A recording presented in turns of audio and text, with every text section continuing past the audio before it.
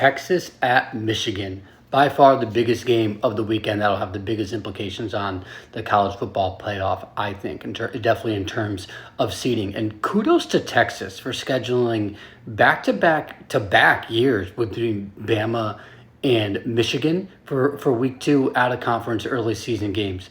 Credit to them. That's awesome.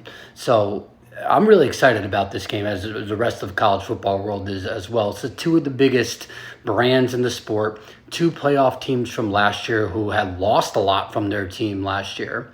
And it's setting up to be a really interesting game. Now, the line over the summer was Texas -3.5. And after week 1, after we saw what both teams did in their first games, this line jumped all the way out to Texas -7.5. So giving them more than the touchdown at the Big House.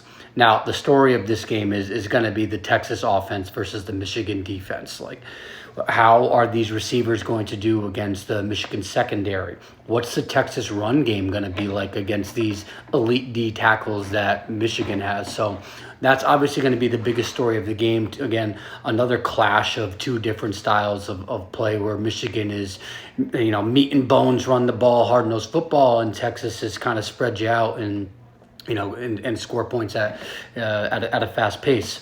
So I think really what it comes down to, in my opinion, is who's going to win the line of scrimmage. Like, Texas is replacing 2 NFL draft picks between Byron Murphy and Devondre Sweat, who caused so much havoc last year for that Texas defensive line.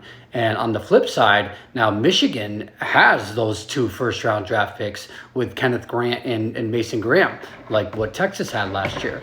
I think offensively, both of them have pretty solid offensive lines. Based on what we saw last week, I think you got to give the edge to Texas for offensive line play. So I think if this becomes a skill position game where the line of scrimmage is just clogged up and neither team can really get the ball moving on the ground, like, I think that really favors Texas, and I think they can win this game comfortably, because I think they have the better skill players on both sides of the field probably. But I think if Michigan can establish the run game and get some dink and dunk from Davis Warren here, I think they can hang. They obviously are not going to rely on Davis Warren to be chucking it 20 yards, 30 yards downfield and hope for those big plays. That's not the Michigan brand of football anyway.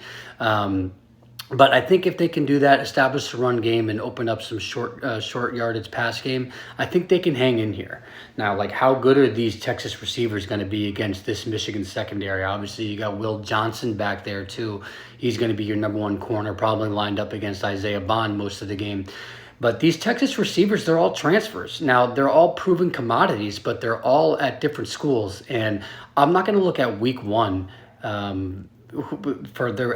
an indication of what this team can be for Texas, because they've essentially just played air. So I'm very interested to see what they're going to do against this really good defense from Michigan, and because they have a lot of production to replace from last year in that Texas wide receiver room. Like, all of their top 5 receivers, including the tight end, they're gone from last year.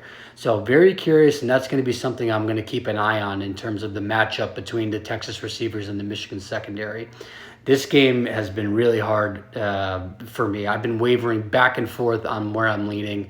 But ultimately, I think that defense and hopefully being able to establish running the ball through the tackles will get the job done. And I think over a touchdown in the Big House is just a little bit too much. So give me the Wolverines +7.5. Follow Big Body Ball CFB on all socials.